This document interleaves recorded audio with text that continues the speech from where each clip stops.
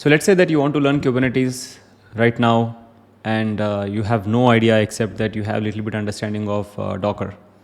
Now the best way to learn Kubernetes, given everything that is happening around AI, is to use the modern tools like the new IDE editor called Cursor or Gemini Studio, and then learn using AI in a much faster way. So instead of following a traditional approach of going through videos and writing down all the concepts and starting to first do a deployment and then exposing that as a service, etc., etc. So what I'm going to do in this video is I'm going to deploy a 3-tier application, front end and back end using FastAPI, and then database of PostgreSQL. So everything is done through AI. You will just have the code, and we're going to write the Docker files using AI, build the Docker files, and then deploy them to the Kubernetes cluster. Now for that, I'm using WSL, which is Windows Subsystem for Linux. As you can see, I'm using Ubuntu, and like I've said, I'm using a cool editor called Cursor, which is built on top of Visual Studio Code, and it has awesome AI functionality on top of it. So it has all the context of what is there in the code and what it has to do for you based on the prompt that you want to give. And for the Kubernetes, I'm using Docker Desktop. And if you go to the settings, you can enable Kubernetes there, and it's currently using 6 gigs of RAM. Thanks to my latest desktop that I have recently bought, which has 32 gigs of RAM, it is able to help me to run the cluster and as well as use Cursor and record OBS at the same time. So without further ado, so let's go to the code. Like I've said, I have the backend, which is a FastAPI in Python, and then there is front end JavaScript, and also the database. And of course, we have Kubernetes. So first thing I'm going to do is I'm going to check if Kubernetes is up and running. kubectl get pods. Just a command to check if everything is okay. Now in the cursor, when I click on new chat, here you can give all the prompts and it goes through the code and it does things for you. Now for example, the first thing that I want to do is I want to deploy my PostgreSQL using Helm. I'm not going to run a deployment file or anything of that sort. I already have Helm values here. So now I'm going to do everything using Cursor, using AI. I'm going to say, look at my Helm values and deploy Postgres. I also have the command. I'm going to just give the command like this. Okay, so it's going to install the Postgres.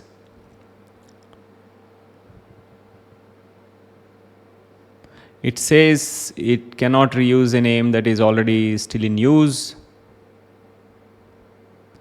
Probably I might already have done it in past to do this video. So I'm going to run Helm uninstall Postgres here and run this again. Okay. If you want, so we have two options. One is to install it in a different name, but I don't want to do that. I just want to uninstall it because I'm not going to use it. I'm not currently using it for any application. If you want to remove the existing one, would you like me to execute any of these options? Let me know which approach. So let's go with third approach. This is what I've already done. Okay. List.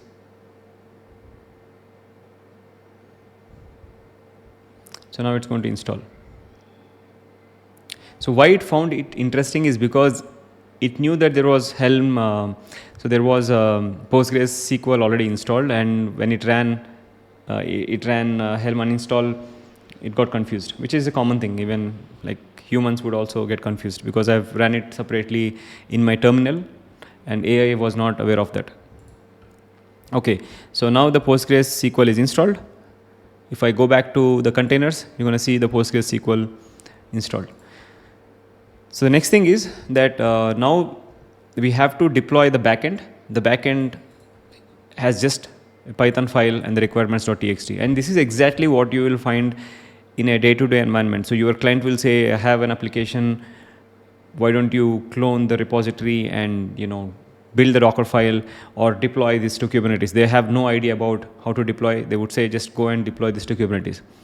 So you have to have the basic understanding, like, okay, you have a Python file, now you have to Dockerize that file first, then you have to build the Docker image, and then take the Docker image and deploy that to Kubernetes. So these three are the steps. If you know these three steps, we can give the prompts to AI to do those steps. The first step is create the image for the backend. Just want to be more specific.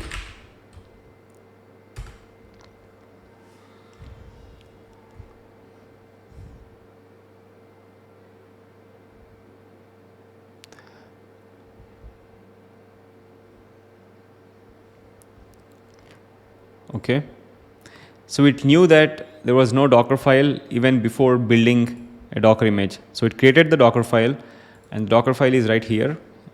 You can also go back and read through it whenever you're practicing this at home, or if you do not have a Docker desktop, or if you do not have enough resources for your desktop, you can do this, or you can use this similar demo on either GKE, EKS, wherever you can find free credits. All right, looks like the Docker image is created, and it is going to even check if the image is created by running the command. So the next step is that to use this image in the Kubernetes cluster, you will need to push the image to the container registry. If you're not using local cluster, update your Kubernetes deployment manifest to use this image. So now create the deployment file and then push to my local cluster.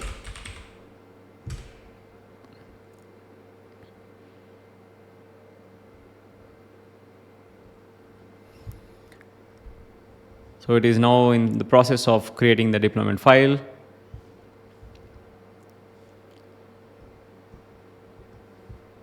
And then run it.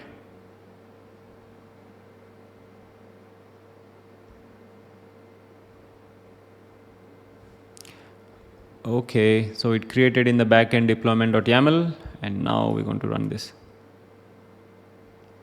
Okay, so the deployment is created.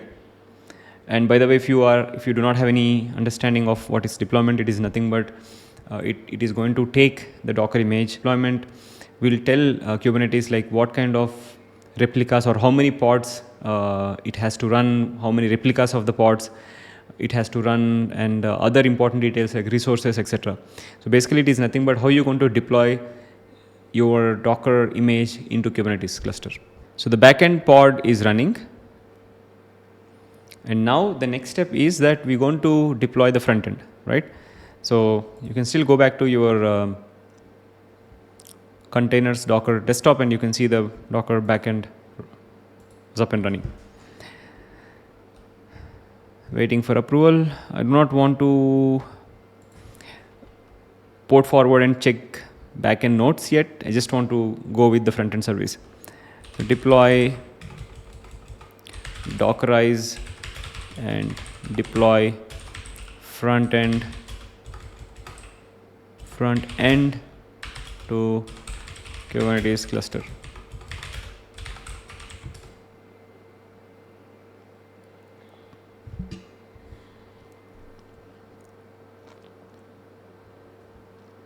Just creating the Docker file, and then creating the deployment file as well. Accept, run.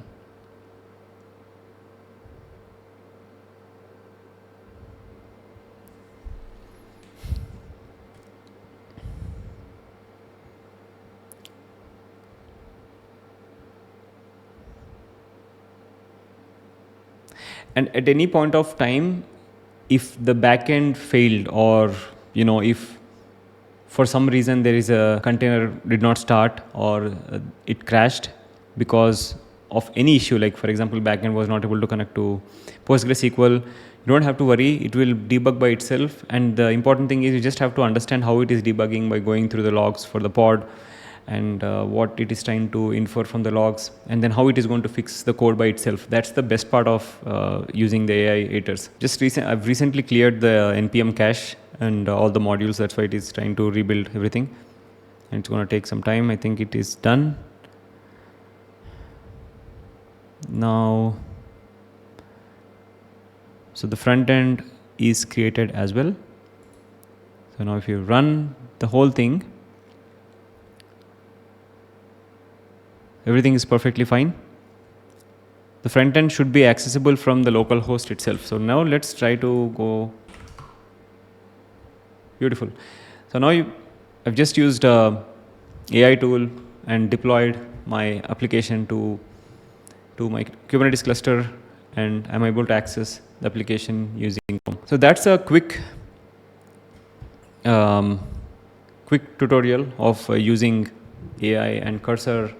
And this is the best way to learn Kubernetes, to understand how you're going to use, how you want to deploy, what is the service type, or what exactly is the service in Kubernetes, instead of traditional approach of taking 1 month or 2 months to learn everything and practicing it.